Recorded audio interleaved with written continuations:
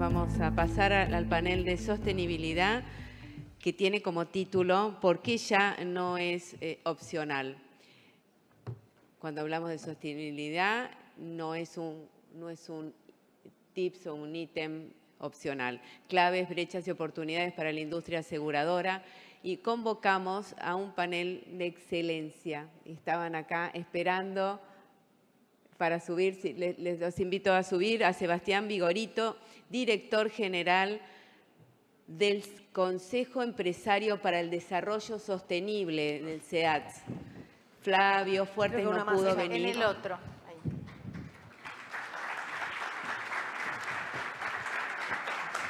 Flavio Fuertes, que ustedes lo tienen en agenda, tuvo un imprevisto.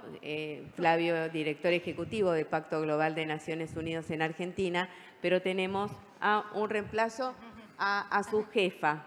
¿No es cierto? ¿No?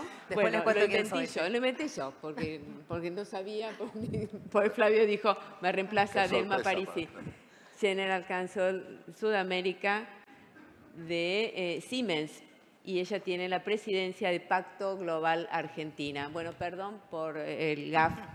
Y la presento ustedes la conocen, a María Laura Leguizamón. María Laura es mi socia, mi coequiper en FEMS, en el Foro Ejecutivo de Mujeres en Seguros. Un gusto, María Laura, un gusto, Dalma, y un gusto, Sebastián, que estén acá en este panel, que la verdad se armó un panelazo y se los dejo para que puedan escuchar por qué es importante hablar de sostenibilidad.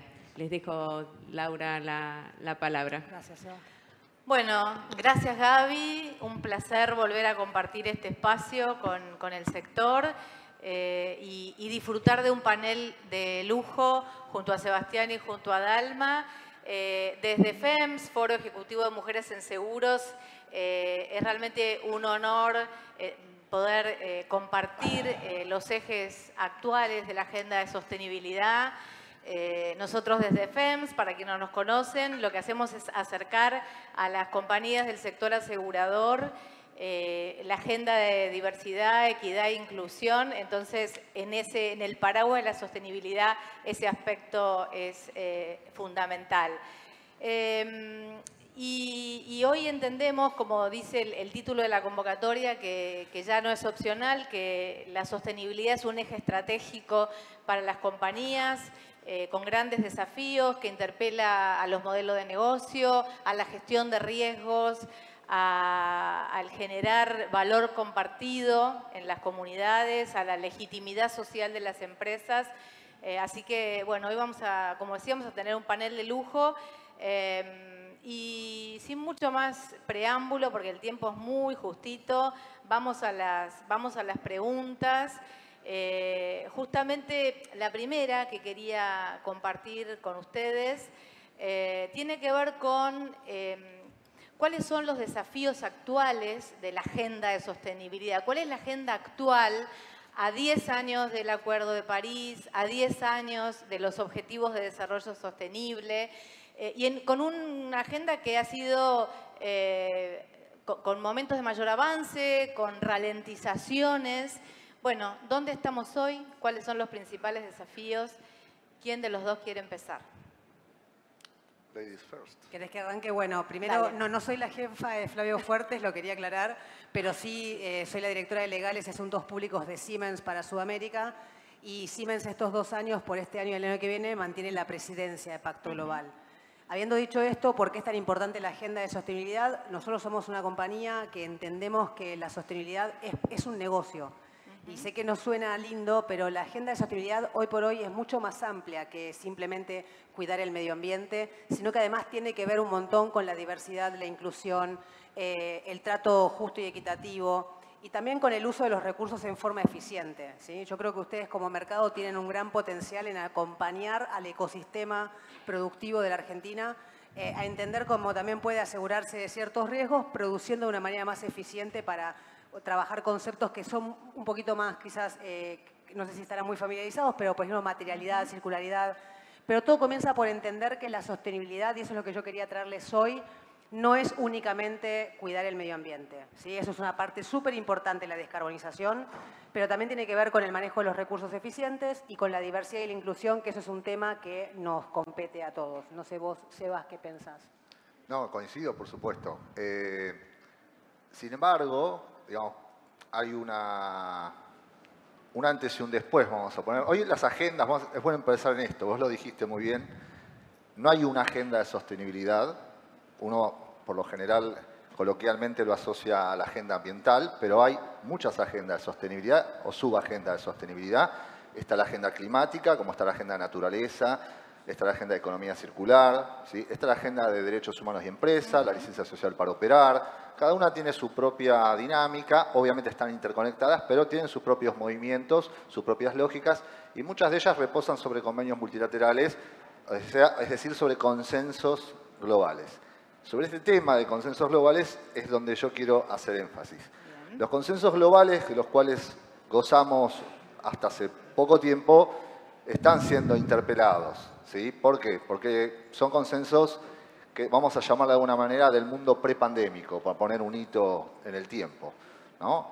El mundo luego de la pandemia experimentó cambios con una locomotora que se llama cambios geopolíticos tectónicos, que sumado a un cambio de contexto de polarización social, fragmentación global, mayores nacionalismos y soberanía, importancia de lo local por sobre lo global, las guerras han impactado diferentes agendas de sostenibilidad y de diferentes maneras. Es decir, que hoy se encuentran las agendas en un reseteo.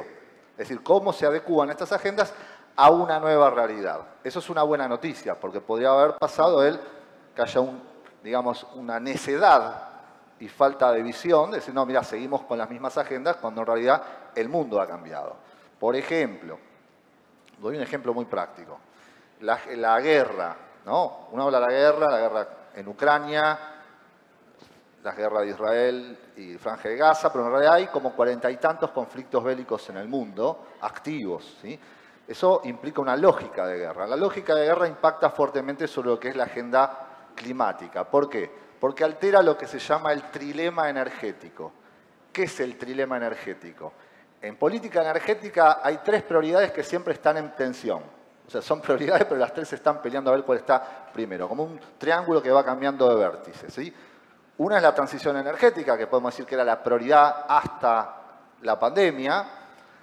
La seguridad energética, es decir, la necesidad de abastecerse sí o sí, y la accesibilidad o la affordability en inglés, que es decir, no solamente asegurarse de energía, sino a un precio que las comunidades y las sociedades pueden afrontar, ¿sí? Con la guerra, claramente, la transición energética no es que deja de ser una prioridad, sino que deja de ser el vértice dominante, y es la seguridad energética, la seguridad de abastecimiento, la que pasa a ser crítico. O sea, en medio de la guerra, si hay energía, no puede haber vida, no puede haber despliegue, no puede haber nada, digamos, ¿no?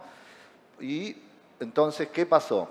Para dar un ejemplo también de cómo esas prioridades se reven, aunque es un ejemplo temporal, es que el precio del carbón térmico antes de la guerra estaba por debajo de los $40 la tonelada. En el pico de la guerra con Ucrania llegó a $400. Es decir, que se recurrió al carbón como fuente de energía. Europa, ¿no? La cuna de la transición energética en la descarbonización. Por necesidad está en una guerra y es entendible y es razonable. Ahora está en 140, más o menos, un poco más, un poco menos el carbón térmico. Quiere decir con esto que ese trilema energético fue golpeado, ¿sí? Se está reacomodando y lo que se está cuestionando es el paradigma de la transición energética, ¿sí? Pasamos de un paradigma prepandémico que estaba basado en un concepto de transición energética sustitutiva, es decir, saquemos combustibles fósiles y reemplacémoslos por renovables. Hoy vamos a un paradigma de transición energética aditiva, es decir, no sustitutivo, sino que es bienvenido todo tipo de energía. ¿Por qué? Porque claramente la demanda anual de energía crece de manera ininterrumpida en los últimos años, está pegando saltos por diferentes motivos, vinculados principalmente al bienestar, y lo que, como mencionaba hoy muy bien el señor de Gallagher, Lionel Sofia. La inteligencia artificial, La inteligencia artificial Una demanda no es solamente gigantesca. los data centers. Los data centers se calcula que para el año que viene van a equivaler en su demanda a lo que es el consumo energético de Japón. Sí. ¿Sí? Pero además la inteligencia artificial, como también lo mencionaba muy bien Sofía, es un acelerador transversal del consumo de energía, porque impacta sobre los procesos en agronegocios, industria, salud y biotecnología, analíticas, sobre todo. Bien. Que si bien va hacia mejorar la eficiencia, no deja de ser energointensivo el data center en sí mismo, pero también las propias actividades que está impulsando. Entonces, este delta ya es estructural. Entonces, lo que pasamos es de un concepto de agenda climática basada en la ambición a una agenda climática basada en el realismo y en la acción. Con una nueva realidad. Clarísimo. En este contexto, entonces, donde tenemos una agenda de sostenibilidad adaptada a la volatilidad, a las transformaciones geopolíticas y todo lo que estuvieron comentando, ¿cuál es el rol del sector asegurador, que es el que hoy nos escucha en este auditorio, en esta agenda nueva de sostenibilidad? El rol local, el rol internacional, y cómo ven a las aseguradoras a nivel global en este entorno. ¿Las ven activas al momento de transformar las agendas? ¿Las ven pasivas? ¿Qué pasa con el sector asegurador? ¿Querés que arranque yo? Dale. Perdón. A ver, a mí me parece que el rol que tiene los aseguradores en general es acompañar al ecosistema, ¿no? Hay un ecosistema que está funcionando, que está dentro del sector privado, del sector público, hay una articulación entre diversas industrias que van a requerir también una transformación. Así como hablaban de inteligencia artificial, hay un montón de cuestiones que están ocurriendo hoy por hoy en la vida de los negocios naturales que todos vamos a tener, ya sea la industria de los seguros, la industria de la minería, la industria de la energía, todos vamos a tener que de alguna forma adaptarnos a las nuevas tendencias. Habiendo dicho esto, yo creo que antes que industria también tenemos, esto está compuesto por personas, ¿no? Y yo creo que individualmente también tenemos que tener un compromiso con la sostenibilidad que va más allá de lo que vemos capaz tan lejos de la guerra, todo esto que comentaba Sebastián, que es una realidad, pero que acá nosotros lo percibimos como algo súper lejano. ¿Sí? Cuando hablamos de cambio climático, de todas las situaciones que van ocurriendo, es como que en general nos cuesta entender que esto nos afecta a nivel personal. Y yo creo que el rol que tenemos todos los que estamos hoy acá es empezar a entender que para ser sostenibles a futuro, para tener cuando digo un mundo mejor, es un mundo en industria, un comercio, todo, ¿no? Que para que todo funcione, tiene que haber un ecosistema ampliado que empiece a entender que hay ciertos temas que no le competen solamente a otros, ¿sí? Los temas de sostenibilidad son importantes para todos. Entonces, hay ciertas cosas que tienen que ver con el uso eficiente de los recursos, que ya lo dije, que es fundamental que lo adoptemos a nivel personal y a nivel industria. Y yo creo que en particular las aseguradoras tienen como una ventaja que al ser tan cross, al tener una mirada tan macro de lo que está ocurriendo en las diversas industrias, ustedes también pueden aportar a que sus clientes y el ecosistema entienda por dónde van estas nuevas tendencias mundiales, ¿no? Que en algún momento van a empezar a impactar, o sea, todo lo que pasa con estos megatrends o estas megatendencias. Me dijeron específicamente, no hables en inglés, ¿y qué hago? Pongo el título en inglés y digo megatrends, o sea, arranqué pésimo. Pero una de las cosas que tienen que ver es que hay ciertas cuestiones que lo vivimos muy fuerte con el COVID, ¿no? Con la pandemia, que empezamos a entender que lo que pasaba en China sí tenía una repercusión clara y efectiva acá. Cuando hay un bloqueo en un puerto comercial en otro país, seguramente en algún momento eso también impacta en el comercio argentino y las aseguradoras ahí tienen un rol que hacer. Entonces yo creo que más que nada es empezar a entender por dónde van estas tendencias, cuál es el impacto, que sé que ustedes son expertos en riesgos, por eso no vine a hablar de riesgos, pero cuáles son los futuros impactos y también empezar a abrir la cabeza a decir, acá hay otra cosa. Así como inteligencia artificial es un must, o sea, es algo que va a ocurrir, yo creo que sostenibilidad es algo que también tienen que empezar a trabajar fuerte. Bien. Sebas. Para aclarar, el Net Zero Insurance Alliance, donde están la mayoría de las compañías de seguros a nivel global, como también el Global Stability Forum, hace un año dijeron algo que es muy claro, que es la gestión de riesgos físicos y el cuidado de la naturaleza son los nuevos puntos de vanguardia en sostenibilidad. A ver, ¿qué pasa? Cuando hablamos de cambio climático, lo primero que uno se le ocurre, cuando uno habla en la calle, habla de que descarbonización, huella de carbono, mercados de emisiones, ¿sí? Esa agenda tiene que ver con lo que se llama agenda de mitigación, es decir, descarbonizar la energía para ir a las causas del cambio climático, ¿sí? Sin embargo, lo que está sucediendo hoy está adquiriendo mucho más fuerza y centralidad otra agenda climática, que es la de adaptación y resiliencia. Es decir, asumimos que llegamos al 2030, a 2050 con déficit en mitigación de emisiones. Quizás no se cumplan las metas del Acuerdo de París, entonces hay que preparar a las comunidades, las sociedades y a las cadenas de valor, ¿sí?, para disrupciones que principalmente son riesgos físicos. Por eso hoy la gestión de riesgos físicos es la cara, digamos, más cercana al mundo del seguro del cambio climático, ¿sí? Para el mundo de los seguros. La gestión de riesgos físicos lo hacen tanto las compañías para proteger sus activos, para tener un business continuity dentro de sus cadenas de valor ante cualquier tipo de disrupción, porque sabemos que los fenómenos extremos están sucediendo, suceden incluso cada vez con mayor frecuencia, con mayor incertidumbre, con mayor violencia, ¿sí?, con mayor duración y incluso no hay un parámetro. Entonces hay que prepararse para diferentes escenarios. Y para que tengan una idea, que lo deben conocer, digamos, los riesgos físicos causados por las catástrofes naturales y los fenómenos extremos climáticos son aproximadamente, entiendo que son aproximadamente el 80 o más, casi el 90% de las pérdidas económicas globales totales, ¿sí? Casi el 90, creo que es el 88% son NatCat, o sea, catástrofes naturales.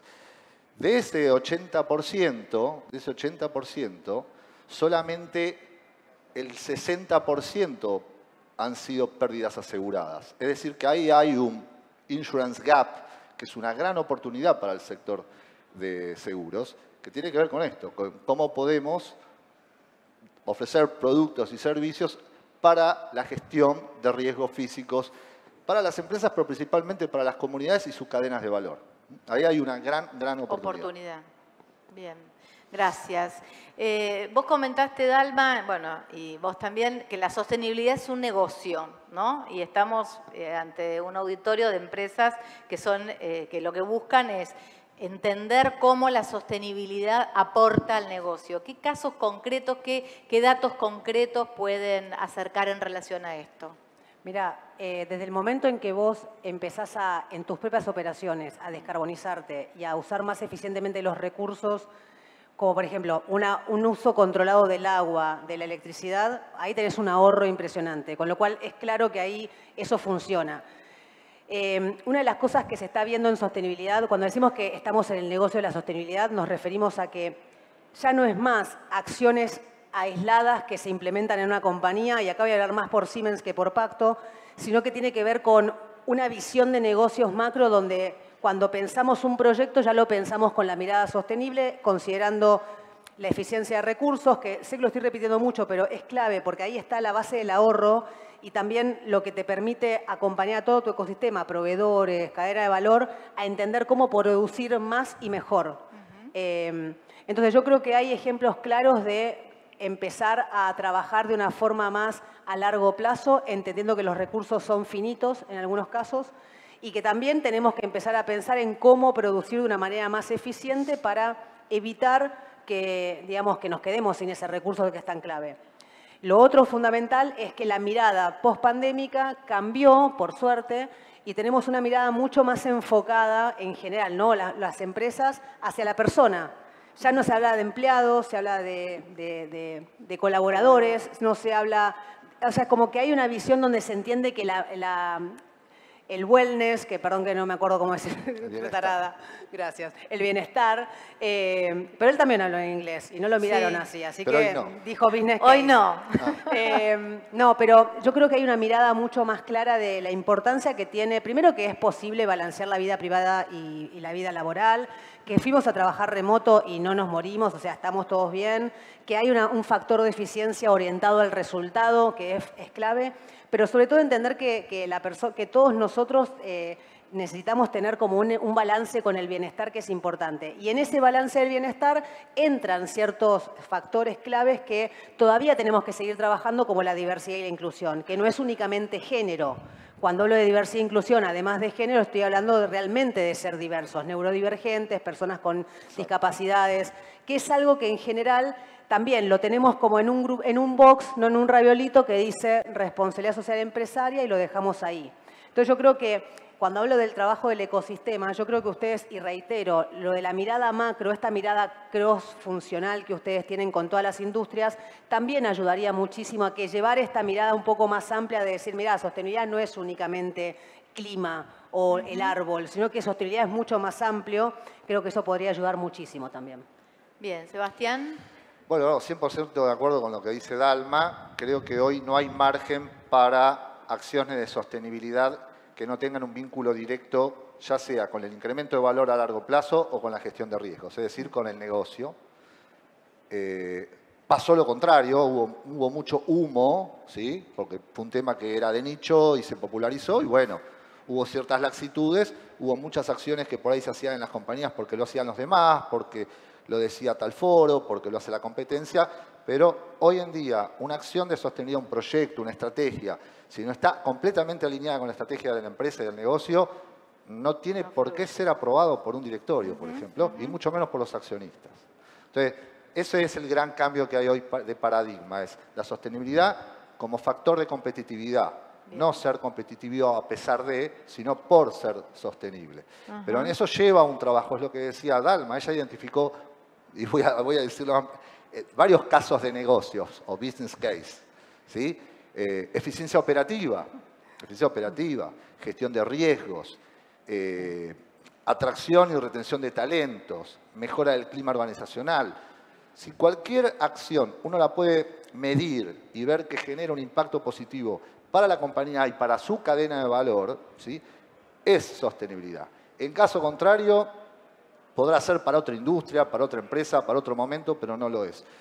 Y acá quiero rescatar una cosita. Recordemos que hoy, así como decía Dalma, que ya hablamos más de personas que de empresas, ya casi no hablamos de empresas, hablamos de cadenas de valor, de la sostenibilidad en la cadena de valor. ¿Por qué?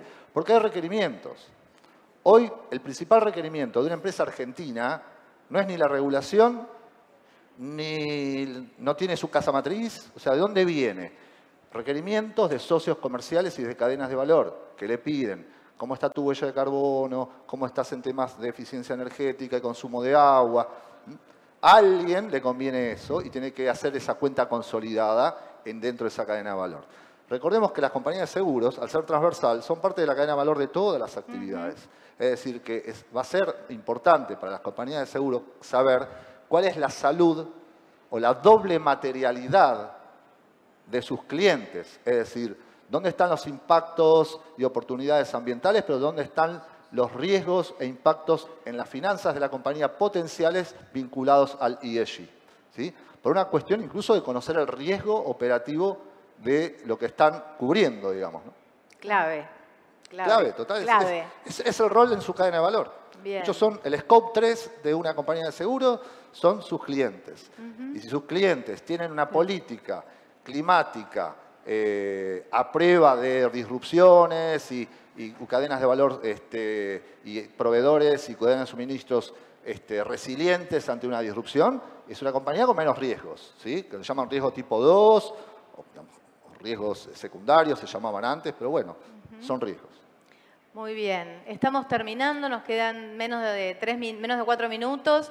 Y la última pregunta cortita para cada uno de ustedes, que no puede faltar en la agenda de FEMS, Foro Ejecutivo de Mujeres en Seguros. Hablaron de la importancia de las personas en el centro, eso está claro, pero lo que nos interesa saber es qué pasó con las agendas de diversidad, equidad, inclusión dentro de las organizaciones, acá en la Argentina sobre todo. ¿Se frenaron, siguen, cambiaron, se adaptaron en este ruido que sabemos que sucede? Bueno, nosotros en lo que va del año y parte del año pasado estamos con muchos asesoramientos a los boards en lo que es este reseteo de las estrategias de sostenibilidad dentro de las compañías a la luz de la nueva realidad. Y creo que lo respondió por anticipado Dalma, cuando habló de un concepto de diversidad más amplio. ¿A qué se va? A que se está redefiniendo por dónde pasa si hay una agenda DEI, como se le dice, equidad e inclusión, DEI, es no hacer solamente un cambio de narrativa porque a algún gobierno le gusta o no le gusta, sino lo que se está viendo es, primero, los riesgos jurídicos de si uno favorece a un grupo vulnerable no estar perjudicando a otro grupo vulnerable, que es lo que está sucediendo en el mundo. Es decir, cuidado con esto, seamos realmente prudentes y pensantes antes de tener un programa de DEI, digamos, de diversidad e inclusión. Y segundo, digamos, de nuevo, vincularlo a, si esto es una inversión que hace la compañía, ¿cuál es el business case? Puede ser, de nuevo, por lo general, lo que nosotros tenemos es una herramienta digital en la cual las empresas van haciendo una navegación y nos da un feedback consolidado a nosotros, es que las agendas DEI están siendo revistas a esta nueva realidad. A ver, si por ejemplo un programa de diversidad e inclusión mejora el clima organizacional, encuentra ahí un caso de negocio. Bien. Si sirve como una herramienta para lo que es retención y atracción de talento joven, que no es menor, también es otro caso de negocios. Entonces, lo que se está viendo es cuál es el caso de negocios que va a sustentar esa acción de DEI y no tener un programa DEI porque todo el mundo lo tiene. Eso es lo que se está viendo. Clarísimo. Son empresas y las empresas tienen que tener rentabilidad y tienen que encontrar ahí una oportunidad. ¿Dalma? Sí, yo creo que en el tema de diversidad e inclusión y sobre todo específicamente en género, creo que lo importante es entender que por fuera de las agendas, como decía Sebastián, temporales que pueden ocurrir, sí es cierto que yo pertenezco también a un montón de grupos de mujeres que trabajamos para la equidad de género en los ámbitos laborales, sobre todo. Lo que les puedo decir es que la agenda venía súper robusta y venía traccionando fuerte. Tenemos ahora un cierto stop en el camino, pero yo creo que este es el momento, cuando ocurren estas agendas temporales, donde hay algunos baches que tenemos que cubrir, creo que es el momento de empezar a trabajar en equipo, en lo colectivo, ¿no? Y ahí es donde los convoco a que se sumen a Pacto Global Argentina. Realmente la primera etapa para poder avanzar en temas de sostenibilidad de género, en todos los temas relacionados con la sostenibilidad, es empezar a hablar con gente que habla el mismo idioma, que está en el mismo tema. Y yo creo que sumándose como socios a Pacto Global, tienen la ventaja de tener toda la cadena de valor que conversa el mismo tema, que está pasando por las mismas dificultades y desafíos, que ve también oportunidades en el mercado y que entiende también cuáles son, digamos, las herramientas que les pueden dar para poder avanzar y tener una agenda de sostenibilidad que pueda ser súper rentable y productiva para todos. Entonces, ese es el llamado un poco, convocarlos a la red de Pacto Global Argentina. Bueno, muchísimas gracias Sebastián, Dalma, por ampliarnos la mirada sobre la actualidad en sostenibilidad. Vemos que hay grandes oportunidades para trabajar en esto y para transformar la realidad, sobre todo cuando los límites del planeta están cada vez más estresados, ¿no es cierto? Así que bueno, gracias estrategas y nos vemos el año que viene. Hasta luego.